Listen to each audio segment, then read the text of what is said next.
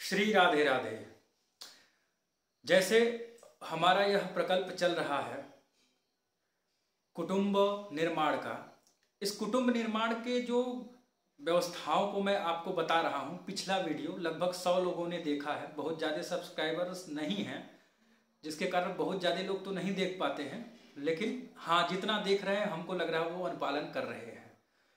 कुछ लोगों का कॉल भी आया कि हम इसका एकदम पालन करेंगे। कुछ बच्चों ने मैसेज किया कि गुरुजी इसका पालन करेंगे। यानी कि चाहे 10 लोग ही उससे परिणाम लाएं, लेकिन अच्छा लग रहा है, इसको बना करके ऊर्जा मिल रही है कि हाँ, इसका परिणाम अच्छा आएगा।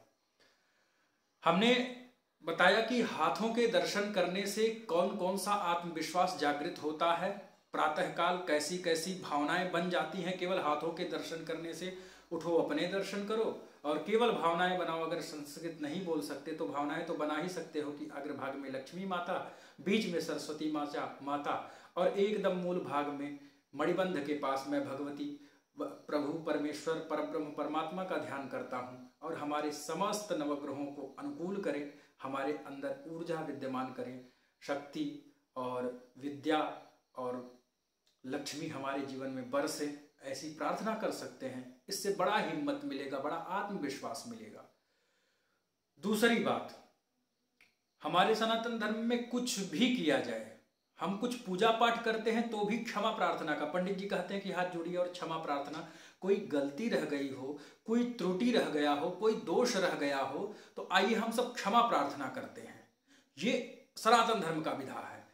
तो फिर धरती माता है, कृतज्ञता ज्ञापित, आपके अंदर अहंकार ना हो, अपने आप को बहुत बड़ा ना मानने लग जाओ। इसलिए इस प्रातः काल उठ करके कि तुम कुछ भी कर लो, धरती माता का कर्ज अदा नहीं कर सकते, उनका ऋण नहीं चुका सकते, इसलिए उनसे क्षमा प्रार्थना करो कि समुद्र वसने देवी पर्वत स्तन मंडले विष्णु पत्नी नमस्तुभ्यम पादस्पर्शम क्षमस्व में, कि हे भगवती, क्षमा वहां मांगा जा सकता है जिसके बदले आप कुछ न कर सके, तो वहां क्षमा मांगा जाता है कि हे भगवती, आप समुद्र रूपी वसन मतलब वस्त्रों को धारण करती हैं और पर्वत रूपी स्तन हैं आपके, और आपको मैं प्रणाम करता हूँ। विष्णु पत्नी हैं आप, भगवान विष्णु की पत्नी हैं, साक्षात धरित्री हैं, धारण करने वाली हैं, आपको प्रणाम करता हूँ और मेरा चरण स्पर्श होगा, मैं आपके ऊपर मलमूत्र त्याग करूंगा और उसके बाद आपके गर्भ को जोत करके और अन्न इत्यादि उत्पन्न होते हैं, फल कंद मूल इत्यादि उत्पन्न होते हैं, जिससे मैं अपने जीवन का भरण पोषण करता हूँ। हे भगवती, इतना कृपा करती हो, इतना धारण करती हो, हमारे दोषों को, हमारे सत्कर्मों को भी, सब कुछ आपके ही अंतर्गत होता है, हमें क्षमा करिएगा, दिन भर अपने ऊपर विद्यमान रहने दीजिएगा और अच्छे से ऊर्जावान बनाइएगा हमको। ऐसा प्रार्थना करना है। केवल इतना, नहीं संस्कृत बोल पा रहे हो तो केवल और केवल तुम ये कह दो, हे धरती माता, आपको प्रणाम है, मेरे अपराधों को क्षमा करना, मुझे भी अपने चरणों में प्रेम बनाए रखना और सहन करने की जो क्षमता है आप में, वैसी ही सहन क्षमता हमें देना, निर्विवाद रूप से मैं अपने जीवन को जी सकूं। ये प्रक्रिया तुमने कर लिया कि सुबह उठ करके कर दर्शन, द्वितीय धरती माता को प्रणाम करके, अब घर में हो, हॉस्टल में हो तो ये तो कर ही सकते हो, बहुत नहीं, अगर मोबाइल उपयोग तो कर ही रहे हो तो एक मैसेज माता पिता को जरूर भेज दो कि मैं प्रणाम करता हूँ, प्रातःकाल मेरा प्रारंभ हो रहा है, आप लोग आशीर्वाद दीजिए। अब छोटे नहीं बन जाओगे इन सबको करने में, ये करना जरूर, बहुत ऊर्जा मिलेगी। प्रत्यक्ष देवता है माता पिता, धरती माता, सूर्य देवता, चंद्र देवता इत्यादि, जल देवता, ये सब प्रत्यक्ष है, इनका तो सम्मान करना ही पड़ेगा, इनका पूजा करना ही पड़ेगा। ये 2 प्रक्रिया का पालन करो। घर में हो तो माता पिता, अपने ज्येष्ठ जनों को प्रणाम कर लो। बहुत बड़ी बात बताने जा रहा हूं, एक दिन, 1 मिनट अगर मौत आ गई सामने, 1 मिनट कह दो कि मुझे जी लेने दो, एक काम बाकी है, तो मौत नहीं छोड़ने वाला। कितना भी रटते रहो, विद्या नहीं आती, कितना भी प्रयास कर लो, और यश, अच्छे अच्छे लोग अच्छा अच्छा काम कर जाते हैं, कोई यश नहीं मिलता, कोई कीर्ति नहीं मिलती उन्हें। हाँ, और बलवान भी बहुत लोग, सब बहुत खाते पीते हैं लेकिन बलवान नहीं होते। लेकिन एक श्लोक कि अभिवादनशीलस्य नित्यं वृद्धोपि सेविनः चत्वारि तस्य वर्धन्ते आयुर्विद्या यशो बलम्, अगर तुम अभिवादनशील हो, प्रातः उठ करके माता पिता को, अपने ज्येष्ठ जनों को प्रणाम कर रहे हो, गुरुजी जनों को प्रणाम कर रहे हो, कितना 1 मिनट भी नहीं लगेगा घर में सबको प्रणाम करने में, तो तुम्हारा आयु, विद्या, यश और बल, प्रैक्टिकल देख लो।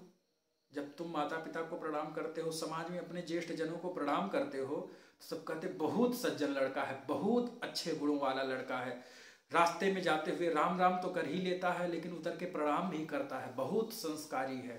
यही यश है। आपके बारे में यही लोग कहने लग जाए बहुत अच्छा लड़का है, यही तो यश है। आपकी प्रशंसा होने लग जाए समाज में। आपके अंदर जब धैर्य और शीलवान आप रहेंगे, अच्छे गुणवान रहेंगे और आपके अंदर अहंकार नहीं होगा, तो ही आप झुक सकते हैं। तो प्रातःकाल उठ करके प्रणाम करने से आपका अहंकार समाप्त होगा, आपका ईगो कम होगा और आप अच्छे यशस्वी बनेंगे। आयु, विद्या, यश और बल अपने आप बढ़ेगा, ऐसा शास्त्र में बताया गया है। इसलिए दूसरा काम, धरती माता को प्रणाम करो, फिर उसके बाद सबको घर में ज्येष्ठ जनों को प्रणाम करो, फिर अपने नित्य कर्म में, अब आगे मैं बताऊंगा, ज्यादा बड़ा मैं नहीं बताऊंगा। फिर उसके बाद स्नान आदि का क्या प्रक्रिया है, जो कर रहे हो उसी में थोड़ा थोड़ा जोड़ना है, जो जो कर रहे हो उसी में थोड़ा थोड़ा जोड़ना है। मैं एक्स्ट्रा नहीं जोड़ने को कह रहा हूं कि ऐसा करने लग जाओ, वैसा करने लग जाओ, नहीं, जैसा कर रहे हो उसी में अच्छा अच्छा जोड़ लो, बहुत आनंदमय होगा। ये अपने भी करो, अपने, अब जो स्त्रियां गृहस्थ में प्रवेश कर गई हैं, नई नई लड़कियां हैं, उनको कौन मार्गदर्शन दे, क्योंकि उन्होंने एक दूरी बनाया हुआ है। माता पिता हॉस्टल से सीधे उनका विवाह हो गया, घर चली गई। अब घर चली गई तो अपने ससुराल में भी नहीं है, बाहर चली गई, तो उनको भी इसका पालन करना ही चाहिए कि ताकि आपके बच्चे इसका पालन कर पाए, उनको पता रहे क्या होना चाहिए। इस प्रकार निर्माण होता है, इस प्रकार एक अच्छा परिवार निर्माण होता है। अपने भी करो, ये हाथ का दर्शन करो, धरती माता को प्रणाम करो, बड़ों को प्रणाम करो, फिर अपने बच्चों को कराओ। अपने से जो ज्येष्ठ जन हैं उनको तो आप ज्ञान दे नहीं सकते हैं, लेकिन फिर भी हाथ तो दर्शन करा ही सकते हैं, धरती माता को प्रणाम करा ही सकते हैं। ये बहुत अच्छे निर्माण होगा। इससे जुड़िए, इस प्रकल्प से, और इसको सब्सक्राइब करिए। और जो आपके घर वाले हों, जिनको आप चाहते हो कि मेरा बेटा संस्कारी हो, मेरी बेटी, बेटी की बेटी, बेटे का बेटा, या रिश्तेदार संबंधी जो भी हैं, सबके पास श्याला संबंधिनस्तथा सालिज साहब को और संबंधियों को भेज दो, ताकि एक अच्छे समाज का निर्माण हो सके। एक व्यक्तित्व निर्माण, फिर कुटुंब निर्माण, फिर समाज का निर्माण होता है। इससे आपका व्यक्तित्व निर्माण होगा, परिवार अच्छा निर्माण होगा, फिर अच्छे समाज का निर्माण होगा। आओ जुड़ो और इसको अधिक से अधिक शेयर करो, सब्सक्राइब करो, लाइक करोगे तो हमें भी आनंद आ जाएगा। कमेंट भी कर सकते हो कि कैसा चल रहा है, क्या सुधार किया जा सकता है, ये भी बता सकते हो। राधे राधे, हर हर महादेव। बोलिए वृंदावन बिहारी लाल की जय।